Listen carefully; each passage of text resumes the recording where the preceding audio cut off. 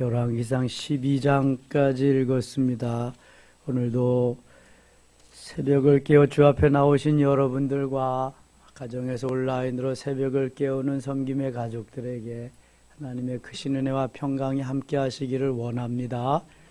오늘 우리는 솔로몬의 부귀와 영광, 하나님이 솔로몬에게 얼마나 많은 은혜를 주셨는가를 볼 수 있게 되고요. 그의 마지막에 그가 우상을 섬김으로 인해서 비참하게 된 아들의 때에 나라가 나누어지는 그러한 모습까지 보았습니다. 사실 솔로몬의 위대함은 하나님이 주신 것입니다.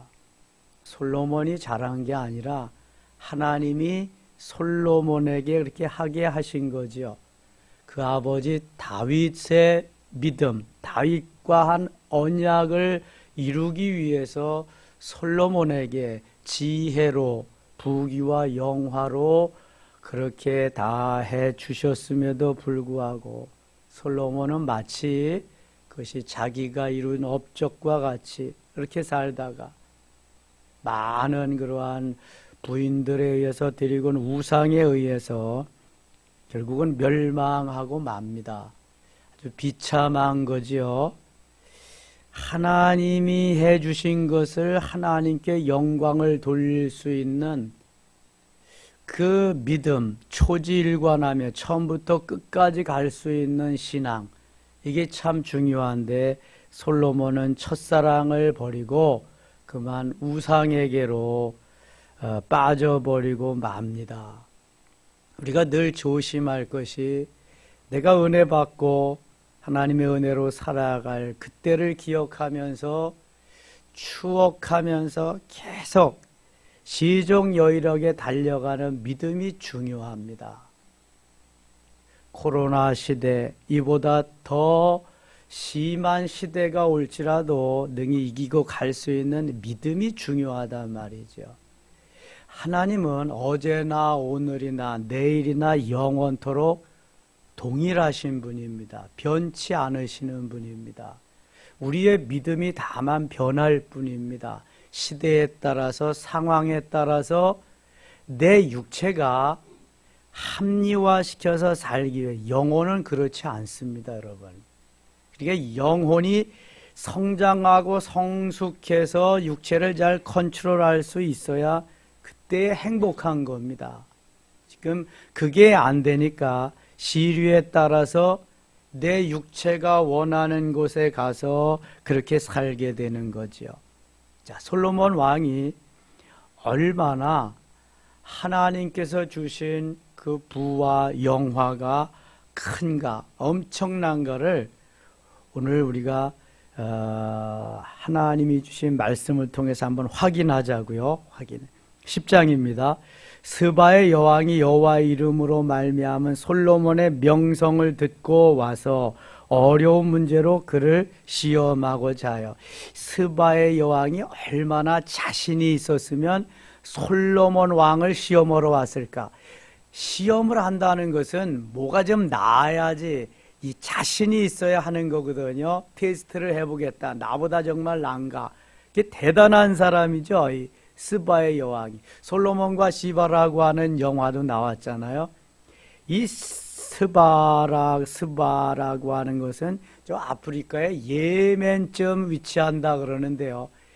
이게 몇 날 며칠을 몇 달을 걸려서 왔을 거 아니겠어요. 금은 보아 그냥 그 엄청난 것들을 싣고 이렇게 와가지고 솔로몬을 만나기 위해서 정말 내가 나보다 나냐?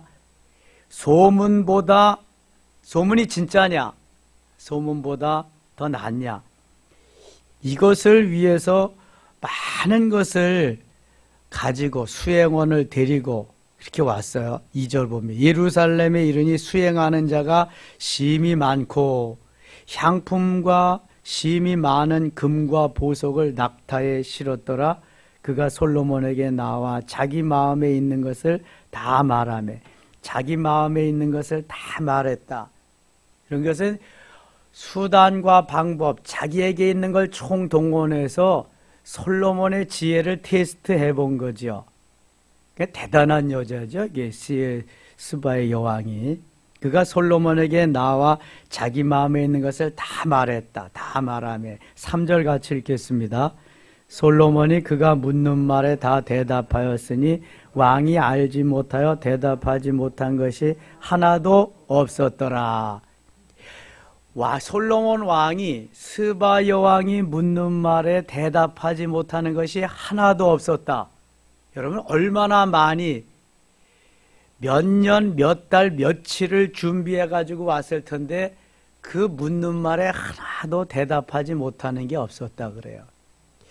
대통령이 연두 기자회견을 연다. 그러면 미리 다 기자들에게 주고 그 다음에 무슨 질문을 하면 어떻게 다 준비하고 오는 거예요, 여러분. 무슨 뭐 도산지 아세요? 그거 다 이미 준비된 각본에 의해서 하는 거란 말이에요, 이게. 근데 이 솔로몬 왕은 이 스바의 왕이 오랜 날 동안 준비하고 와서 아주 그냥 어려운 그러한 문제들만 물어보는데 대답하지 못하는 게 하나도 없었더라. 그도 그럴 것이 하나님이 솔로몬에게 렙쇼메아를 구했을 때 그 렙쇼메아 듣는 마음뿐만 아니라 렙하캄이라고 하는 소피아 누구보다도 머리가 잘 회전되는 돌아가는 번쩍이는 지혜를 주었는데 누가 따라갈 수 있겠어요?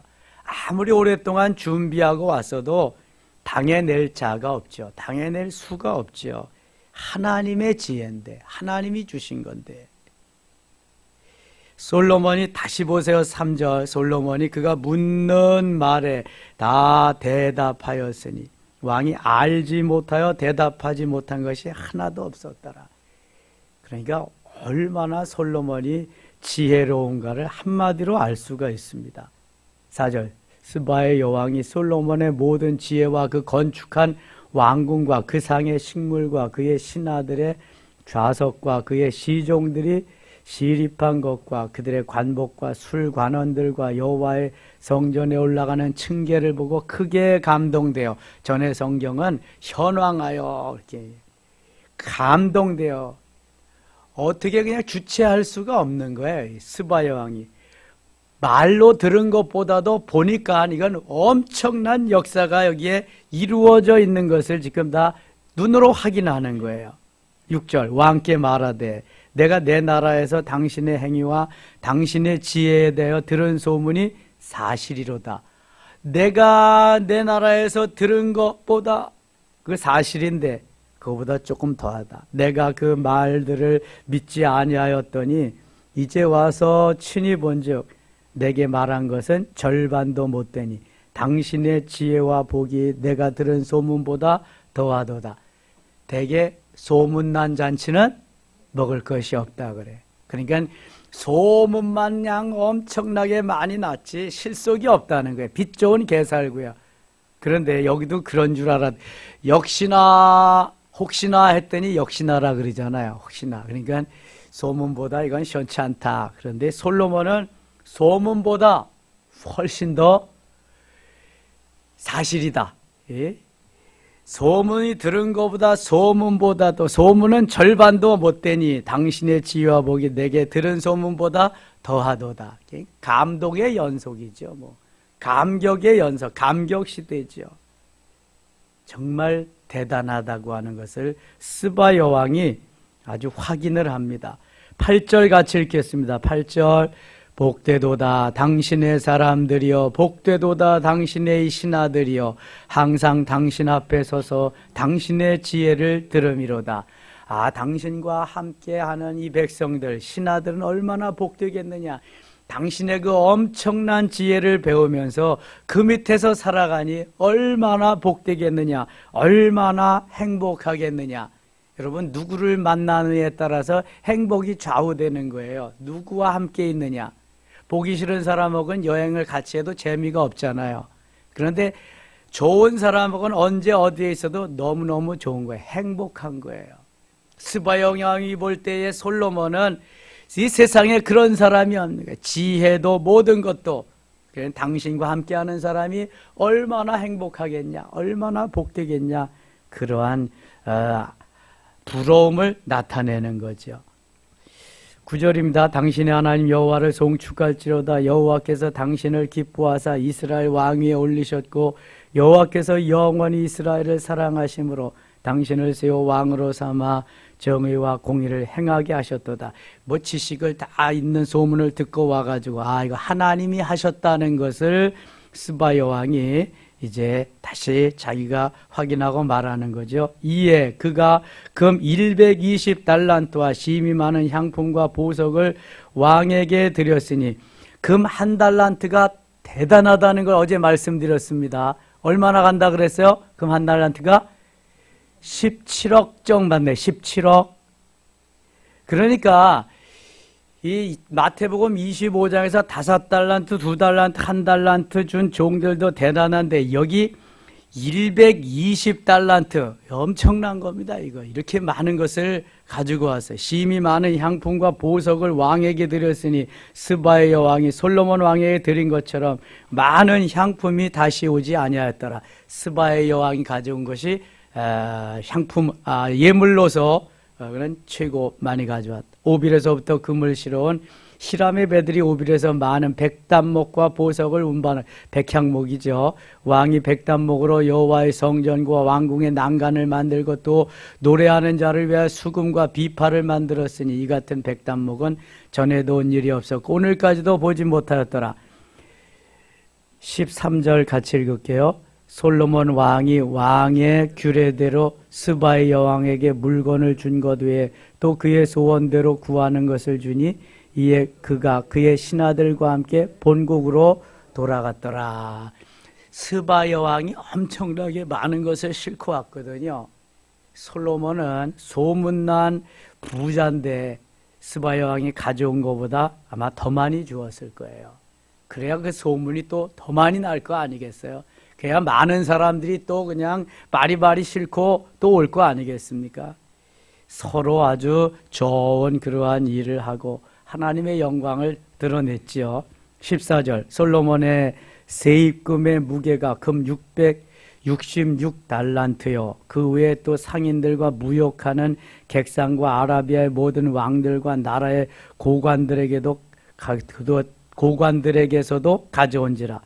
솔로몬 왕이 쳐서 느린 금으로 큰 방패 200개를 만들었으니 매 방패에 든 금이 600세겔이며 한 방패에 든 금이 600세겔이다. 한 세겔은 11.5g이니까 방패 하나에만 해도 금이 엄청나게 들어간 거예요.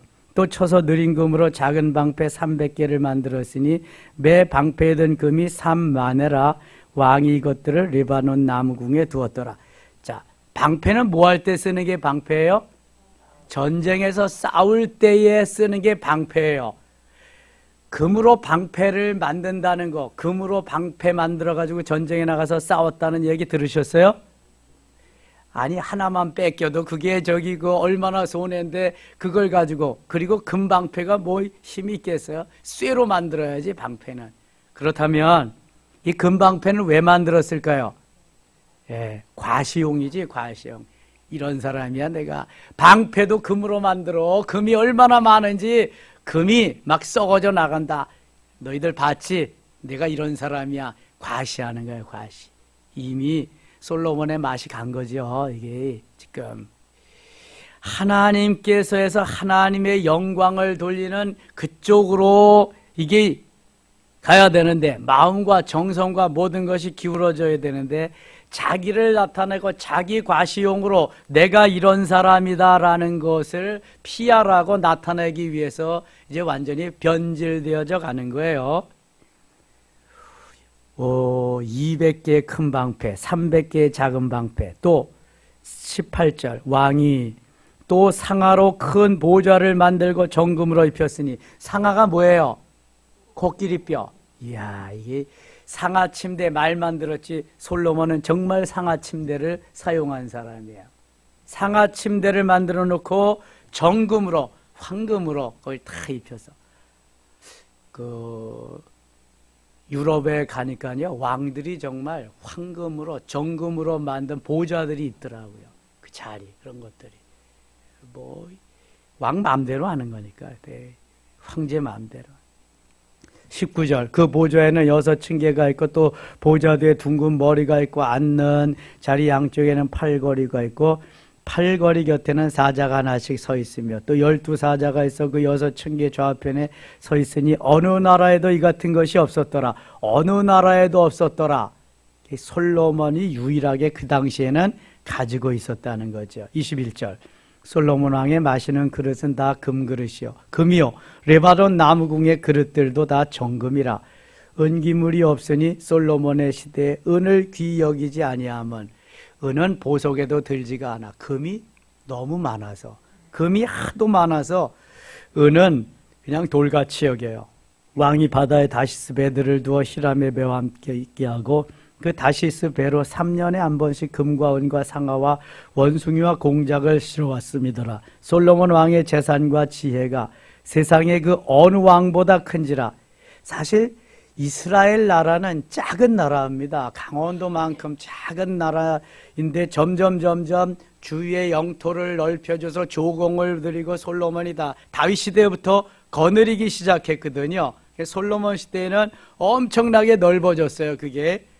그래서 거기에 엄청난 많은 그러한 그 재산, 금은 보석들을 이제 쌓아놓고 있는 거죠. 솔로몬 왕의 재산과 지혜가 세상의 그 어느 왕보다 큰지라. 24절입니다. 온 세상 사람이다 하나님께서 솔로몬의 마음에 주신 지혜를 들으며 그의 얼굴을 보기 원하여 그들이 각기 예물을 가지고 왔으니 곧 은그릇과 금그릇과 의복과 갑옷과 향품과 말과 노새가 해마다 그리하였더라. 해마다 솔로몬이 병거와 마병을 모으매 병거가 1400대여 마병이 12000명이라. 병거성에도 두고 예루살렘 왕에게도 두었으며 왕이 예루살렘에서 은을 돌같이 흔하게 하고 은을 돌같이 흔하게 했다. 백향목을 평지에 뽕나무같이 많게 하였더라. 백향목이요 생산이 안 되는 이스라엘인데 얼마나 많이 히람 두로 왕이 갖다 주고 레바논에서 가져온 백향목이 많은지 뽕나무같이 많았다. 뽕나무 흔한 들에서 그냥 자라는 흔한 뽕나무같이 많아졌다. 솔로몬의 부와 명성을 한마디로 표현해 주는 거죠. 솔로몬의 딸들은 애굽에서 들여왔으니 솔로몬의 말들은 애굽에서 들여왔으니 왕의 상인들이 값주고 산 것이며 애굽에서 들여온 병거는 한 대에 은 600세겔이요 말은 한 필에 150세겔이라. 이와 같이 햇사람의 모든 왕과 아람 왕들에게 그것들을 되팔기도 하였더라. 아주 상술에도 능했던 것 같아요. 11장 가겠습니다. 솔로몬 왕이 바로의 딸 외에 이방의 많은 여인을 사랑하였으나 곧 모압과 암몬과 에돔과 시돈과 헷 여인이라. 솔로몬이 애굽의 공주를 정실로 정부인으로 맞았어요. 열왕기상 3장에 보면은 이게 정략적인 외교적인 그러한 결혼이지요. 그런데 그것으로 끝나지 아니하고 솔로몬이 계속해서 이방 여인들을 왕비로 계속 맞아들인 거예요. 여기 하나님이 이방 여인들과 결혼을 금했는데도 불구하고 솔로몬이 그렇게 계속했죠. 2절 여호와께서 일찍이 여러 백성에 대하여 이스라엘 자손에게 말씀하시기를 너희는 그들과 서로 통혼하지 말며 그들도 너희와 서로 통혼하게 하지 말라. 그들이 반드시 너희의 마음을 돌려 그들의 신들을 따르게 하리라 하셨으나 솔로몬이 그들을 사랑하셨더라. 하나님의 말씀을 저버리고 하나님의 말씀을 외면하고 자기가 하고 싶은 대로 이방 여인들을 왕비로 맞아들이기 시작했습니다. 여러 나라에서, 그것도 이방 여러 나라에서. 3절 같이 읽어요. 왕은 후궁이 700명이요 첩이 300명이라 그의 여인들이 왕의 마음을 돌아서게 하였더라. 부인이 무려 1000명입니다. 1000명. 솔로몬 왕궁을 왜 10년 동안 그렇게 지었나 보니까 부인들에게 집 하나씩 주려고 그렇게 많이 크게 진 것 같아. 10년 동안이나. 부인이 1000명이니까 이게 얼마나 많은 우상단지들을 가지고 왔겠냐고요. 수많은 우상단지들을 이 1000명이가 가지고 온 거예요. 4절 솔로몬의 나이가 많을 때에 그의 여인들이 그의 마음을 돌려 다른 신들을 따르게 하였으므로 왕의 마음이 그의 아버지 다윗의 마음과 같지 아니하며 그의 하나님 여호와 앞에 온전치 못하였으니 1000명의 부인이 솔로몬을 다 녹여버렸다. 이거 그러니까 솔로몬은 이제 하나님 없이 우상의 그러한 소굴 속에서 살아가게 되는 거예요. 날마다 얼마나 괴롭겠어요. 5절 이는 시돈 사람의 여신 아스다롯을 따르고 암몬 사람의 가증한 밀곰을 따름이라. 솔로몬이 여호와의 눈앞에서 악을 행하였다.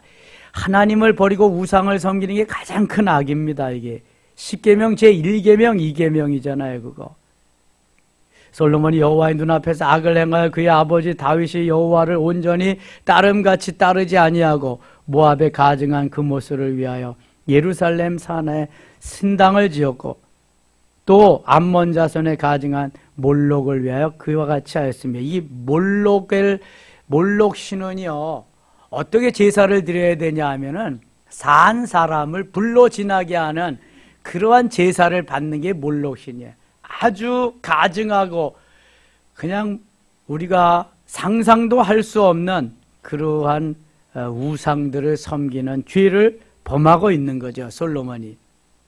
하나님은 이미 아브라함에게 다윗에게 수없이 말씀하셨어요. 다윗의 유언으로 솔로몬에게 아주 귀에 딱지가 않도록 유언을 했어요. 너 대장부가 되고 하나님 말씀을 떠나지 마.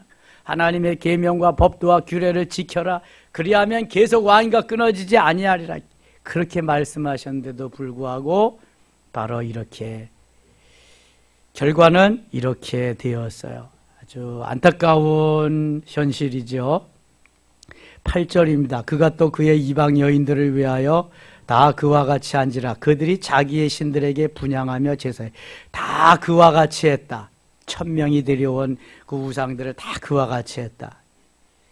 못 살죠? 못 살아 이제는. 9절 솔로몬이 마음을 돌려 이스라엘의 하나님 여호와를 떠남으로 여호와께서 그에게 진노하시니라. 여호와께서 일찍이 2번이나 그에게 나타나시고 기브온 산당에서 1000번제를 드릴 때 그리고 봉헌식 하고 나서 또 다시 나타나셔서 엄청나게 솔로몬을 축복하고 다시 한번 하나님의 말씀을 확인해 주었음에도 불구하고 그러는 거예요. 지금 10절 이 일에 대하여 명령하사 다른 신을 따르지 말라 하셨으나 그가 여호와의 명령을 지키지 않았으므로 여호와께서 솔로몬에게 말씀하시되 내게 이러한 일이 있었고 또 내가 내 언약과 내가 내게 명령한 법도를 지키지 아니하였으니 내가 반드시 이 나라를 내게서 빼앗아서 내 신하에게 주리라.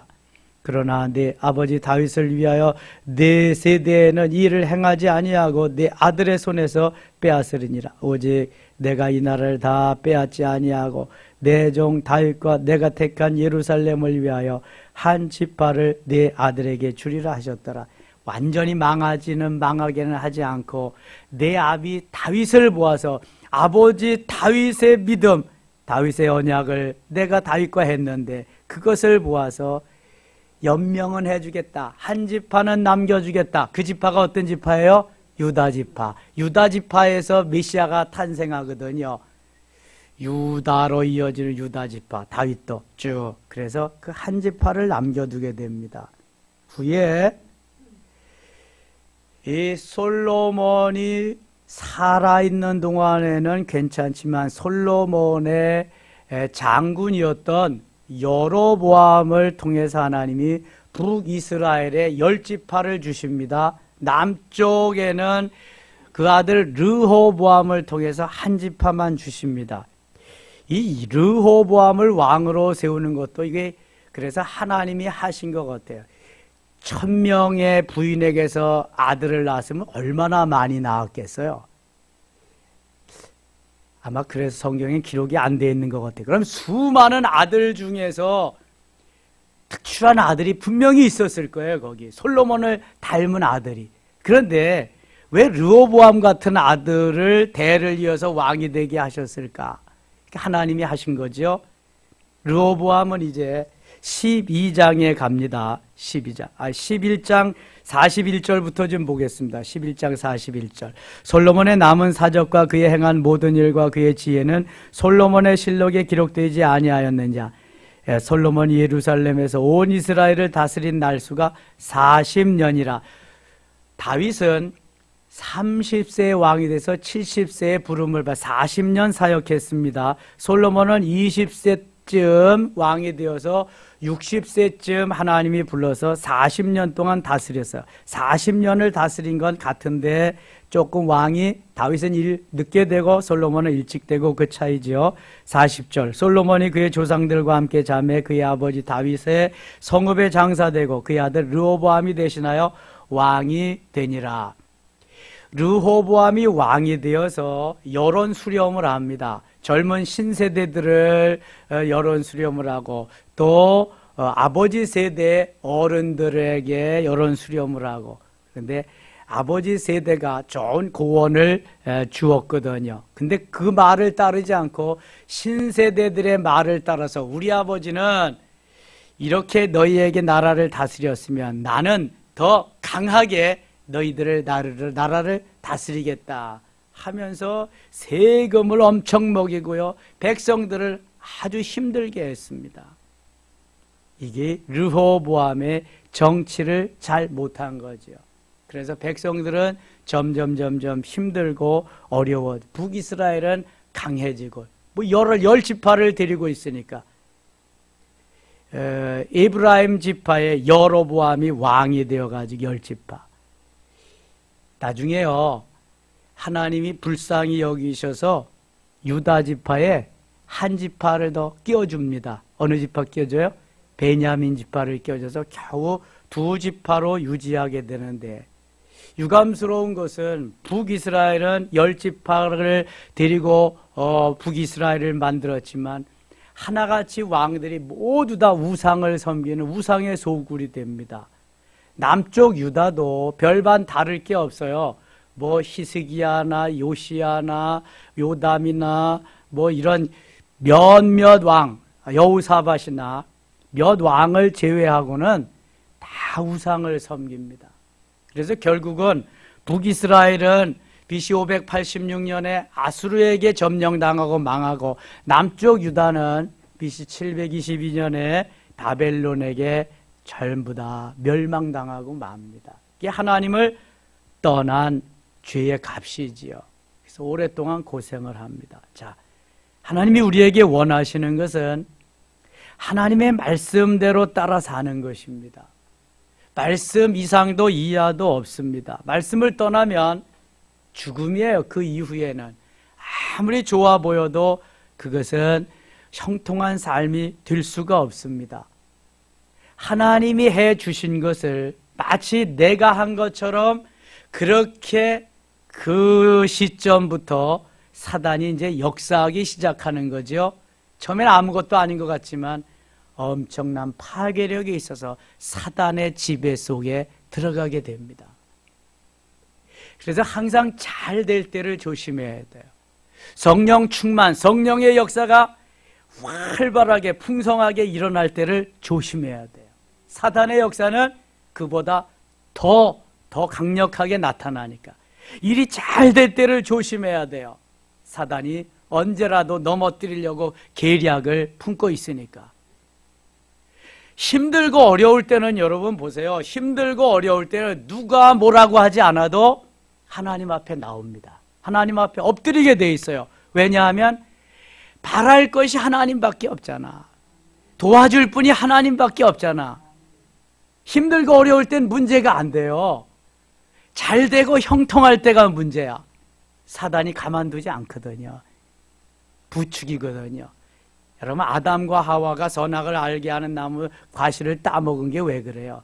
또 먹어봐라. 하나님과 같이 높아질 거야. 내 눈이 밝아져. 그래서 따먹는 거잖아요. 이게 문제거든, 이게. 여러분, 은혜 받았어요. 형통해요. 능력이 나타나요. 잘 돼요. 그때가 위기인 줄 아시면 돼요. 그때를 잘 넘겨야 돼. 그래서 그때 더 많이 기도해야 되는 거야. 그때 힘들고 어려울 때보다. 힘들고 어려울 때 누가 뭐라 하지 않아도 한다니까.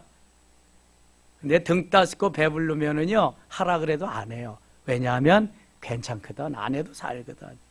성경의 모든 역사가 다 그렇습니다. 그래서 오늘도 우리가 주님 앞에 조심을 잃지 말고 주 앞에 부르짖으며 간절히 하나님 앞에 매어 달릴 때 우리의 신앙은 계속해서 줄곧 승리할 줄 믿습니다. 기도합니다. 하나님 아버지 고맙습니다.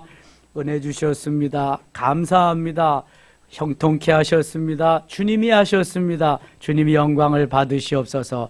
솔로몬의 전철을 밟지 말게 하시고 솔로몬이 중기까지 하반기를 빼놓고는 참 잘했는데요. 솔로몬의 그 믿음, 다윗의 그 믿음만 본받고 나쁜 거 본받지 말아야 될 것은 버리게 하여 주시옵소서. 어떠한 경우에라도 말씀 붙잡고 주님 바라보며 의지하며 주님만 신뢰하며 주님만 소망하며 달려가는 우리의 믿음 되게 하여 주시옵소서.